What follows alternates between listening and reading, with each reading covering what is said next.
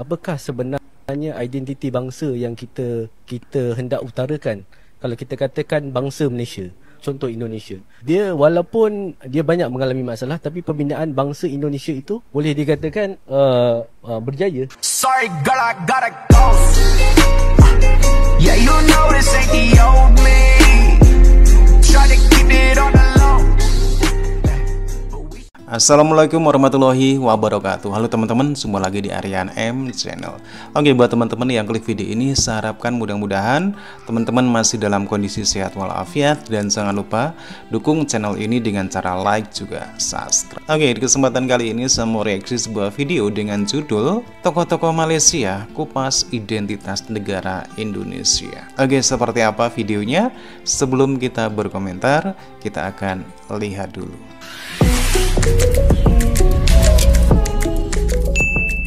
Assalamualaikum warahmatullahi wabarakatuh. Kembali bersama dengan kami di channel ini. Ya, Indonesia sebagai bangsa dan negara memiliki sejarah yang panjang dalam mencapai kemerdekaan. Dan sebagai negara kepulauan dengan ragam suku, ras, agama, dan golongan, sekalipun ada persoalan dalam bernegara, namun masih tetap mempertahankan nilai-nilai kebangsaan. Dan hal ini yang kerap menjadi perbandingan oleh negara tetangga. Sebelum tu apa-apa ya, minta maaf ya kepada kawan-kawan daripada Indonesia. Bukannya bermaksud nak menghina ke apa benda, ni sekadar perbandingan untuk pengetahuan sahaja. Kita tengok dahulu bagaimana sejarah permulaan sebuah negara tu. Kemerdekaan Indonesia adalah peristiwa berdarah. Bahkan dalam sejarah pun dia ada satu topik khusus untuk mengkaji kemerdekaan Indonesia ini. Sama ada revolusi kemerdekaan Indonesia itu bermula daripada bawah ke atas. Itu antara topik dia. Baik, maksudnya kenapa daripada bawah ke atas? Kemerdekaan Indonesia adalah dipaksa oleh rakyatnya sendiri. Cuba tengok balik peristiwa dengan sedengklok bagaimana orang Indonesia, pemuda Indonesia itu memaksa pemimpin untuk umumkan kemerdekaan. Selepas harus dipaksa. Kemerdekaan pada tahun 1945 itu, tiba-tiba ada Belanda datang semula. Indonesia yang sudah rasa okey, kemerdekaan dah diumumkan, kita dah merdeka, kita kena pertahankan sekuat hati. Sebab itulah peristiwa berdarah daripada rakyat kepada pemerintah. Itu kemerdekaan Indonesia. Oke, kita pause dulu. Indonesia memang melalui berbagai masa sebelum merdeka, yang mana ada 6 negara yang pernah menginvasi Indonesia, seperti Portugis, Spanyol, Prancis, Inggris, Belanda, dan Jepang, dengan periodisasinya masing-masing. Dan ketika membahas tentang revolusi kemerdekaan atau yang dikenal dengan revolusi nasional, yang mana berakhirnya penjajahan di Indonesia dengan ditandai proklamasi Indonesia sebagai negara yang merdeka. Namun pasca proklamasi, Belanda kembali melakukan agresi, sehingga negara mana yang mau ketika sudah merdeka namun akan dijajah lagi, sehingga dilanjutkan perjuangan untuk merebut kembali kemerdekaan yang melibatkan semua suku bangsa di Indonesia dari Sabang sampai Merauke, dan itu menjadi ciri khas atau jati diri dari bangsa Indonesia. Kalau untuk Malaysia, lain ceritanya. Kemerdekaan Malaysia daripada pemerintah kepada rakyat. Cerita dia dekat Malaysia. Sebab perperangan agresi Belanda itu sehebat mungkin, perjuangan berdarah, dan gara-gara ramainya rakyat yang mati dalam perjuangan kemerdekaan Indonesia tu, sedikit sebanyak dia bagi efek kepada perjuangan kemerdekaan dekat Malaysia. Kita alasan ini orang Malaysia, sejarah Malaysia. Negara kita dah cukup musnah lah di bawah Jepun, di bawah bintang 3. So, perjuangan secara rundingan. By means, apabila perjuangan secara rundingan ini yang mencorakkan pemikiran Malaysia pada hari ini, Inggris soal jati diri. Kalau macam Indonesia, dia memang rigid tau, rigid, strict dengan Bhinneka Tunggal Ika mereka. Tapi kalau macam Malaysia, dalam perlembagaan sendiri pun yang banyak mengadaptasi rundingan antara kaum ataupun konteks sosial. Lepas tu dengan kompromi, hak istimewa semua itu ini. Benda itu sebenarnya mencorakkan pemikiran. Benar, Malaysia ditubuhkan atas dasar kesefahaman rundingan antara kaum itu. Tetapi sejauh mana benda itu diamalkan oleh orang Malaysia pada hari ini? Dalam rundingan antara kaum, antara perkara yang disentuh adalah pengamalan bahasa Melayu perlu ada kepada semua rakyat. Tapi hari ini bukan setakat rakyat yang tak menggunakan bahasa Melayu. Bukan setakat rakyat. Okay? So, lebih runcing lagi, tengok balik kenapa Malaysia ni jadi macam hari ini. Kenapa rundingan antara kaum itu semakin tersisi? Pemisahan Singapura. Sebab kemasukan Singapura, dia bagi impak yang sangat besar kepada aspirasi pembentukan negara Malaysia itu. By means rundingan antara kaum dan juga konsep Malaysia. Itu antara inti dalam pemisahan Singapura. Daripada pemisahan Singapura itu, dia lanjut pula kepada rusuhan kaum 1969. Daripada rusuhan kaum itu, kewujudan Mageran, rukun negara. Faham tak? Identiti pencarian jati diri Malaysia itu tersisi jauh gara-gara peristiwa-peristiwa seperti ini. Kalau nak faham perbezaannya, sejarah yang membentuk dua-dua bangsa ini melalui rundingan, melalui perperangan. Undang-undang negara pun memainkan peranan lah. Undang-undang negara macam Malaysia, kita pernah ada ISA dan benda tu. Oke, sejarah sebuah negara memang berbeda-beda dan kita tidak bisa membandingkan dengan sejarah terbentuknya negara yang satu dengan negara yang lain. Namun Indonesia memiliki ciri khas tersendiri yang sudah menjadi identitas bagi setiap warga negara Indonesia.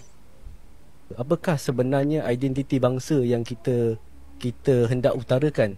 Kalau kita katakan bangsa Malaysia, apakah bingung identitinya? Orang Malaysia apakah tentang apakah identitas sejarahnya? negaranya? Adakah masyarakat ataupun rakyat yang terbentuk di dalam negara ini berkongsi identiti yang sama, berkongsi sejarah yang sama, kan, berkongsi bahasa yang sama? Sudah tentu benda-benda ini kita kena selesaikan segera, kerana kalau kita tidak selesaikan segera, negara kita susah untuk ke depan.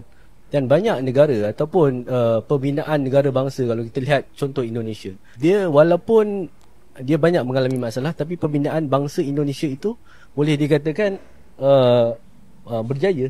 Boleh dikatakan ada bahasa, ada identiti. Mungkin boleh question lah benda lain di Malaysia ini, kan? Kalau kita tanya bangsa Malaysia ni apakah perkara-perkara itu, dan jika kita tak selesaikan perkara ini, kita susah. Sebab sesuatu negara itu mustahil untuk ditegakkan tanpa ada satu bangsa tonggak, kan? Macam kalau saya balik pada teori Ibn Khaldun tadi, membina sesuatu bangsa itu memerlukan, sesuatu negara itu memerlukan asabiah, kekuatan bangsa tonggak. Dan hari ini bila mana kita bercakap tentang wawasan negara, seringkali diketepikan tentang pembinaan nation ataupun bangsa itu sendiri. Dan sekiranya nation itu tidak dibangunkan, memanglah kita akan lihat negara itu maju, tetapi sampai satu ketika dia tidak ada pendukung. Rakyat dia lemah, fragile dan sebagainya, dan bila-bila masa saja dia boleh runtuh dan akan berterusan. Dan ini satu benda yang saya rasa dalam wawasan kita perlu kata, pembinaan bangsa. Kita nak bangsa kita jadi apa? Bangsa bagaimana? Soekarno membawa nasionalisme bangsa Indonesia. Jokowi membawa nasionalisme ekonomi Indonesia. Dan nasionalisme kedua-dua pemimpin ini bersifat antarabangsa. Ada jiwa untuk menjadikan Indonesia sebagai negara kuasa besar dunia. Tindak tanduk dan gerak kerja mereka semuanya bersifat antarabangsa. Soekarno sudah persiapkan bangsa Indonesia. Dan sekarang Jokowi pula tengah siapkan nasionalisme ekonomi Indonesia. Pemimpin kita tak akan boleh jadikan Malaysia sebagai pemain politik antarabangsa, sebab kita sendiri pun masih celaru dengan konsep bangsa Malaysia. Kita sendiri pun masih tak jelas dengan identiti negara kita. Kita masih bertelagah isu sekolah, isu bahasa. Hakikatnya Indonesia sudah semakin jauh ke hadapan, dan saya risau di manakah kedudukan Malaysia selepas ini. Saya fikir Indonesia menjadi lebih terbuka, lebih berdaya saing kerana falsafah perpaduan mereka itu sendiri, iaitu bersifat melting point, asimilasi itu, ya. Itu membuatkan rakyat mereka lebih lunak untuk meraihkan perbezaan, kerana perbezaan itu sudah pun menjadi semakin kecil akibat proses asimilasi itu. Jadi ini yang kita perlu capai di Malaysia, walaupun dengan cara yang berbeza. Kalaulah kita boleh mengangkat bahasa Melayu sebagai bahasa wacana untuk semua kaum, saya yakin kita pun boleh jadi seperti Indonesia, terbuka, malah dari segi kita punya perbincangan pun rencam, dan kita boleh sama-sama bangunkan naratif yang lebih baru untuk semua golongan, bukan hanya T20. Ini kalau kita lihat kat Malaysia, nak cakap hal-hal serius, nak cakap bahasa Inggeris je, betul, rakyat marhain tak boleh faham. Sedangkan kita nak ada kesinambungan antara yang di atas dan di bawah. Sebab itulah bahasa kebangsaan itu mampu mengangkat semua pihak jadi satu untuk memajukan negara. Ya, memang dalam kehidupan bernegara tidak seideal yang dipikirkan oleh setiap warga negara, karena tentu ada ragam persoalan dalam segala aspek kehidupan. Akan tetapi yang membedakan Indonesia adalah jati diri dalam berbangsa dan bernegara. Meskipun hidup dengan ragam suku, ras, agama, golongan, budaya, bahasa dan ribuan pulau, akan tetapi semuanya bersatu padu dalam nilai-nilai Pancasila dan Bhinneka Tunggal Ika, dengan semangat satu nusa, satu bangsa dan satu bahasa. Oke, terima kasih sudah menonton video ini. Oke teman-teman, ya demikian satu buah video dari Atanua Media, di mana ada tokoh-tokoh Malaysia yang membandingkan, yang membahas tentang identitas negara, baik itu Indonesia ataupun Malaysia. Di mana di Malaysia persoalan identitas negara seperti apa yang dikatakan oleh tokoh-tokoh Malaysia, Malaysia masih bingung mencari identitas negara. Walaupun Malaysia hanya terdiri dari 3 kaum saja, tapi sepertinya Malaysia masih kesulitan ya untuk bisa mencari jati diri. Berbeda dengan yang ada di Indonesia, walaupun di Indonesia itu banyak suku-suku, tapi bagaimana masyarakat Indonesia itu dari awal kemerdekaan sudah merasa bahwasanya kunci untuk berbangsa dan bernegara adalah persatuan. Inilah yang menunjukkan jati diri sebagai bangsa Indonesia. Hal ini berbeda di Malaysia, di mana isu perkauman yang sering muncul di sana, yang sering menghambat sebuah persatuan di antara masyarakat. Oke teman-teman, ya demikian satu buah video. Dan bagaimana nih menurut teman-teman? Silakan teman-teman bisa berkomentar. Jangan lupa like, subscribe. Terima kasih. Wassalamualaikum warahmatullahi wabarakatuh.